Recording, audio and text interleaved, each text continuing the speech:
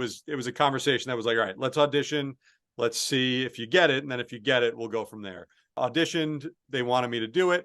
And essentially we came to an agreement where if it's a Mets playoff game, that happened the first season I was doing Jets, then the Mets get priority. Or if it's a potential clinching scenario in the regular season, then I would do the Mets game because they would need me in the clubhouse afterwards to do the celebratory interviews. If it's not, if it's a regular season game that doesn't hold that type of implication, then I would do the Jets. And so we've kind of worked out a nice way. And I've only missed one Jets game over the first 2 seasons. So it really has not been that much of an issue.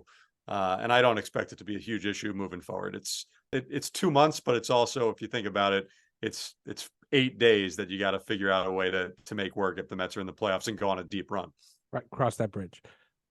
Your experience with that, I know you don't have to necessarily go to practice, but I know you're a prep nut and you care.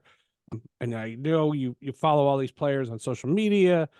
And my question to you is, how are football players different from baseball players?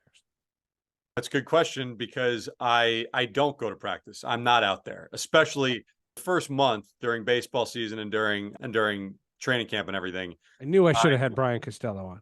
I'm not out there. I mean, I'm locked in fully to Mets and we just make it work during the week. I don't know the answer to that. I talked to people who, we obviously have 2 reporters that are out there, our field producer that's out there. I'll talk to them about either what's going on or just out of curiosity how it's different. I think the biggest difference that I've learned is not so much how the players are different, but how the media access is different. It's very regimented with football. You get a certain part of practice that the media is allowed to watch. You have a certain day where it's the quarterback will talk on this day, the offensive coordinator will talk on this day. Here's who's available. And with baseball, it's kind of the last remaining sport where it's just, hey, the clubhouse is open, you're in there. You talk to who you want to talk to. You want to go talk to a guy around the cages during BP, go talk to him. You want to talk to him in the dugout, go talk to him. It's really nice. And I don't think that exists with any other sports anymore. Everything has become much more regimented, and the baseball writers have built it into the agreement that we have a lot of access that is very helpful, especially over the course of 162. Oh, I'm sure. And we could do a whole episode about how baseball wants to change that.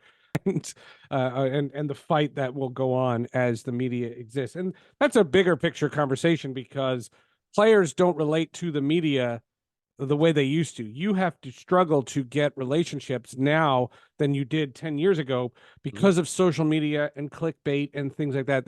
Players are much more guarded now, no matter what the sport. And I've covered both sports, so I had a different idea. To me, football players are very, very much a melting pot. You have all different kinds of personalities. And I've often said baseball clubhouses are like a high school cafeteria. You have so many different people, and that nobody is the stereotypical athlete. Fly. Hey, man. Rag entertainment, man.